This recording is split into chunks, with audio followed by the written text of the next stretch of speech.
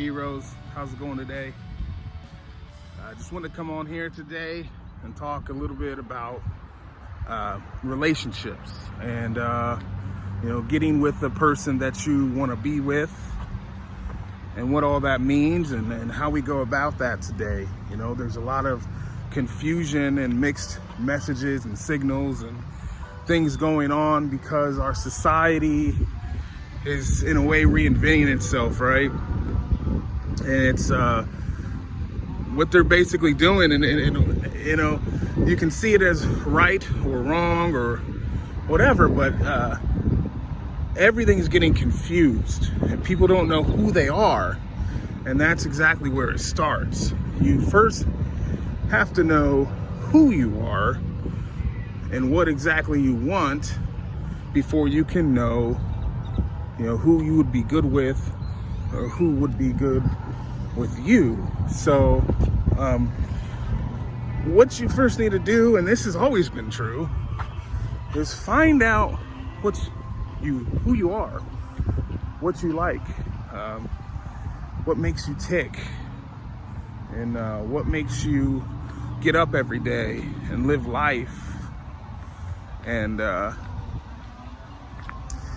what kind of job you want to be in, or where do you want to live? Do you want to have a big house, or are you okay with a moderate or a smaller home? Do you want to travel your whole life?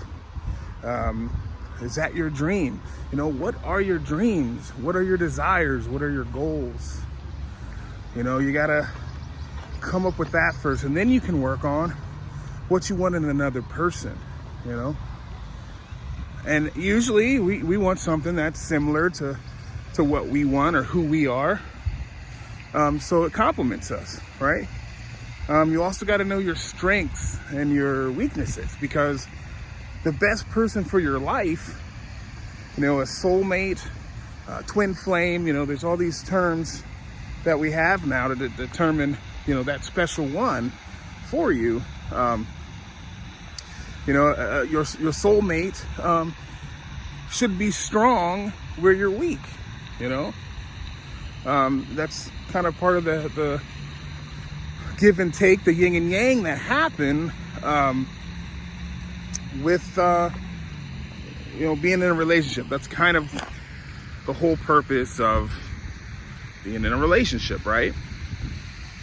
Somebody that can complement you where you fall short, and you can do the same for them, is a very symbiotic relationship, and it's very it could be long lasting. But with any relationship, it's we have this misconception, I think, that it's supposed to be easy. Do you think 100 years ago relationships were easy? No. I mean, do you think 1,000 years ago relationships were easy? Of course not. So they're not any easier today. It's just they've changed. The things that we do, the world we live in, our day-to-day lives have changed, but basic humanity and the basic relationships have not. So, number one, figure yourself out. Look hard, reflect into yourself. What are your dreams? What are your desires? What are your goals? If you were on your deathbed and someone asked you, when you look back on your life, what do you regret? Or what are the high points in it? Know what those would be. And then write those down. And that's going to be your desires. That's going to be how you want your life to look like. And then now all you got to do is plan it out like that. Who's that going to be with you on your deathbed? What are they going to look like? And, some people, have said, when I had these conversations with others, like, well, that's not realistic. Everybody is different, and everybody, is not going to be your perfect person, and blah, blah, blah. That's fine, whatever. The thing is, what do you want? What's perfect for you? Figure that out, write it down, know what you want, know what you desire, know what you dream of, and then make it a reality. Now, when it becomes a reality, is every single minute detail going to be exactly how you saw it? Maybe not, but maybe you didn't want it that way. You thought you did. But when it comes along, when it manifests, it's going to look, it's going to be what you need to have a beautiful life. I'll try to jump this creek here. Oh, shit. Yep. Didn't work. Oh, that's gross. Anyways. It's all over my shoe. Son of a bitch. Number one, figure out how you tick, how you operate, what your goals are, what your desires are, what your dreams are, what your downfalls are, what your weaknesses are. Write down the type of person who would overcome those, who would mesh well with those. Woo! Almost fell. It's like a slippery spot back there. My God, I'm gonna have to sit down.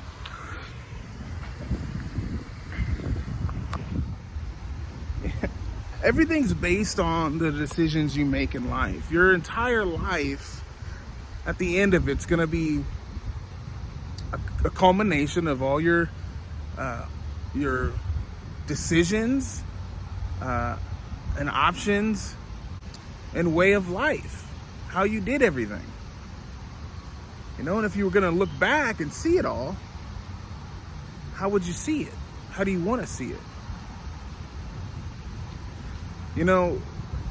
Our society and our world, as of right now, has put us in a place where a lot of people think that, they focus on work. I was one of them. I am one of them. And that's something that I'm working on, because you focus on work thinking, okay, I'm going to work really, really, really hard and be at this certain spot in my life and,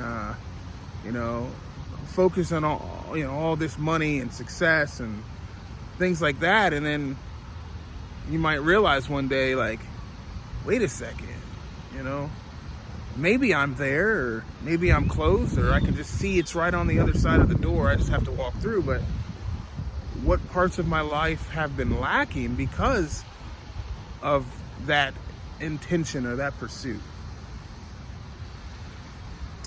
So don't get caught up in just one aspect of your life.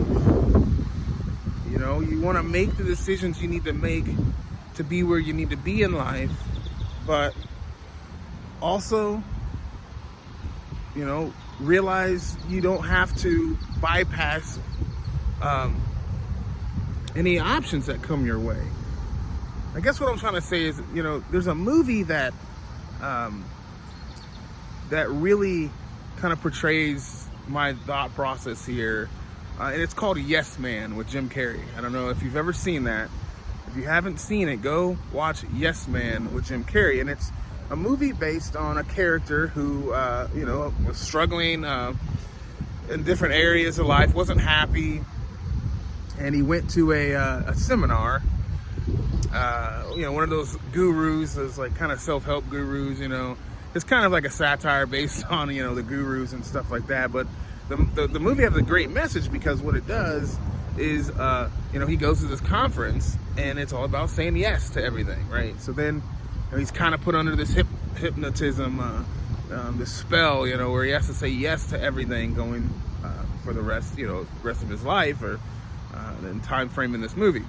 And he starts saying yes to things he's was scared of, things that he's never thought he would say yes to, and his life starts changing. And kind of what I get from that movie is, you're going to be granted options. You're going to be granted different decisions in this life that, you're going to have to make a decision on, yes or no. And a lot of times as human beings, we're like creatures of comfort, right? So we want to stay in what we're comfortable with. And that's kind of the whole point of this is to say yes to things that you're not necessarily comfortable with.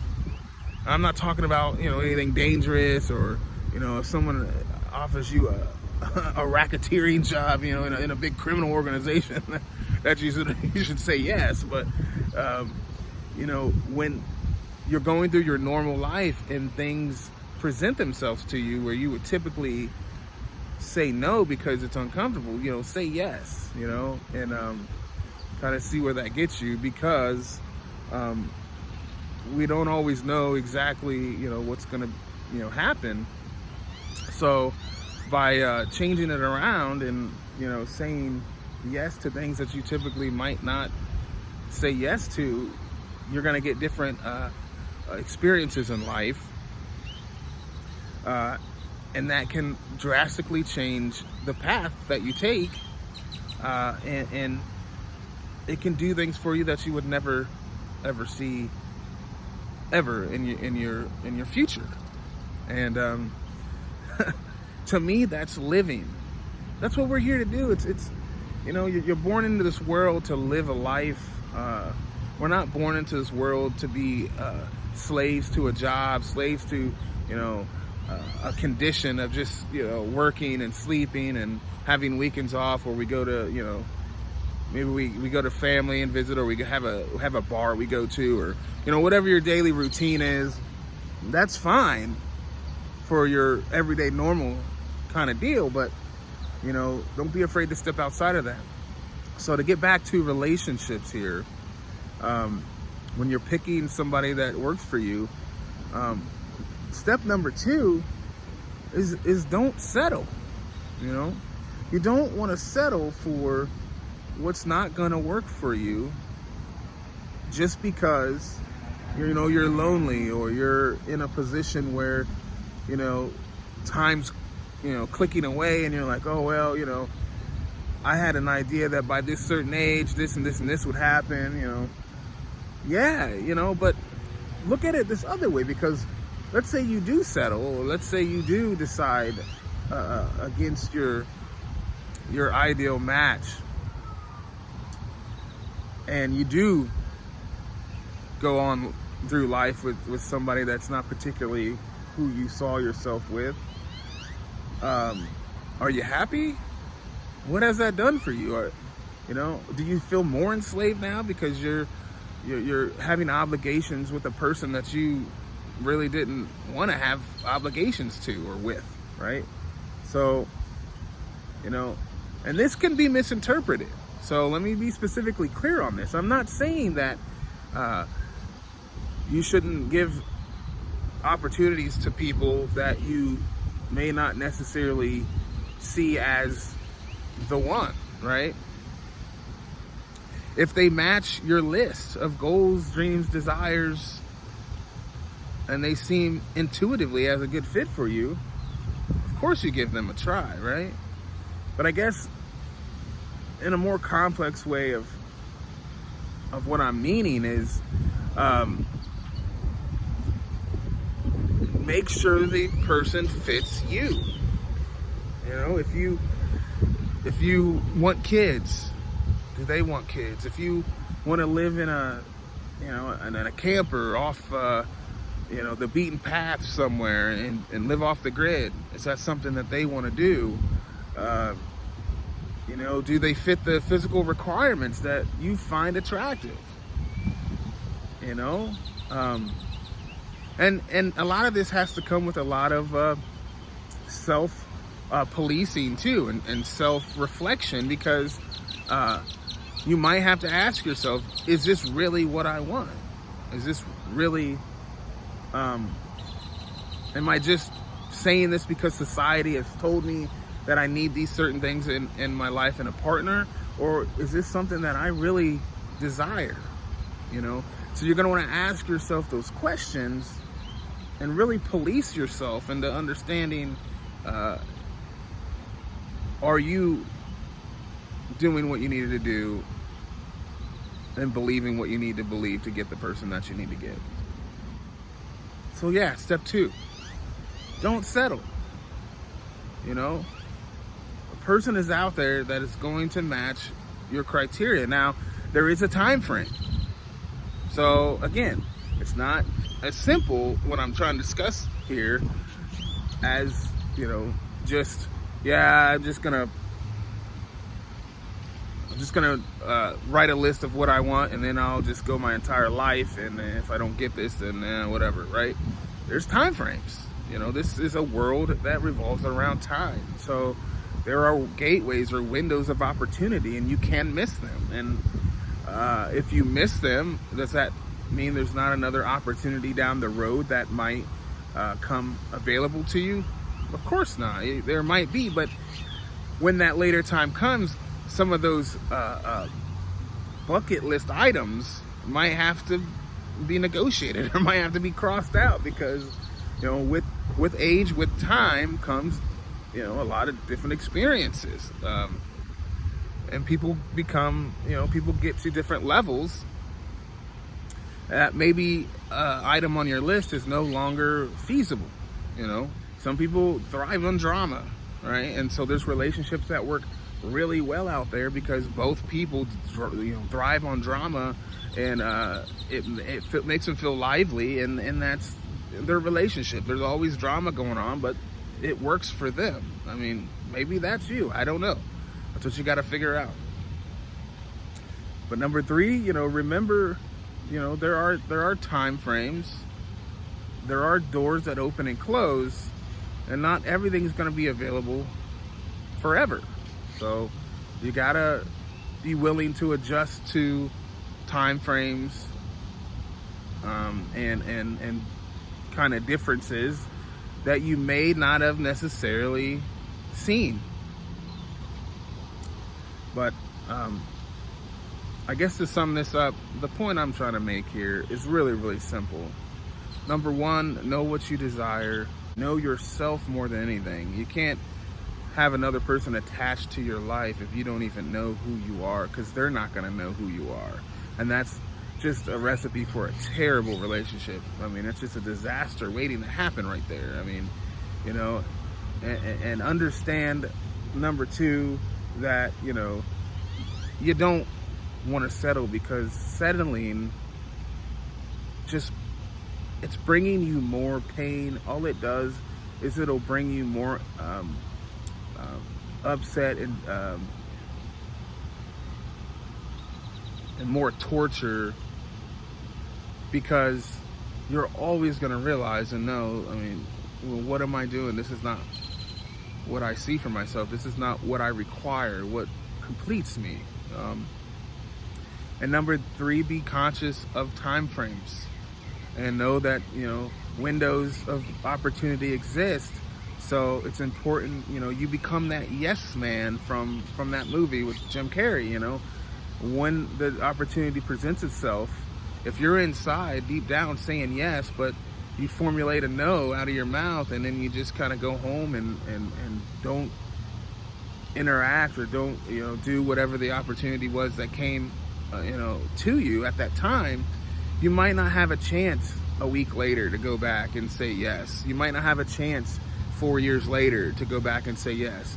And you still might, maybe you do, but it might be a lot different. The opportunity might not be the same as it was back when you originally had the opportunity. So say yes. Realize there's time frames. That's number 3. And if you do those things, I really think that it'll help kind of solidify how to, the mindset to be in to find that perfect relationship, or find that relationship that works for you. And, again, I want to be more specific here. There's no perfect relationship, right? Because we're not perfect people, so we're going to always have situations that we're going to have to grow through and get through with ourselves and with our significant others. And it's just a matter of loyalty. It's a matter of dedication. I was saying earlier, did you think relationships 100 years ago were not hard? Of course they were. 1,000 years ago, they were just as hard, if not harder, right? But our relationships today, when I say they're hard, it just means you're gonna have to be dedicated. You're gonna have to put work into it. And you're gonna have to understand that not every single relationship that you're gonna have with anybody in life is gonna be without conflict at some point. And it's just a matter of how you overcome that conflict. And typically the best way that I've found to do that is to just be open-minded and listen. Listen to where the other person's coming from. Try to put yourself in those shoes and see how that feels. And hopefully they'll do the same for you. And if you both do that for each other, and again, this works for, romantic relationships. This works for relationships with sisters, brothers, cousins, family members, mothers, fathers, everything, right? Business associates, friends. When you're able to do that, and you're able to understand somebody a little bit better, it just makes for, a closer bond all the way around. So, I've gone a little bit over what I wanted to today. So I'm gonna get off here. I'm gonna enjoy this weather out here in Central Texas, and I hope you the best. God bless, like always. And until next time, Nathan Roshan. Take care, heroes.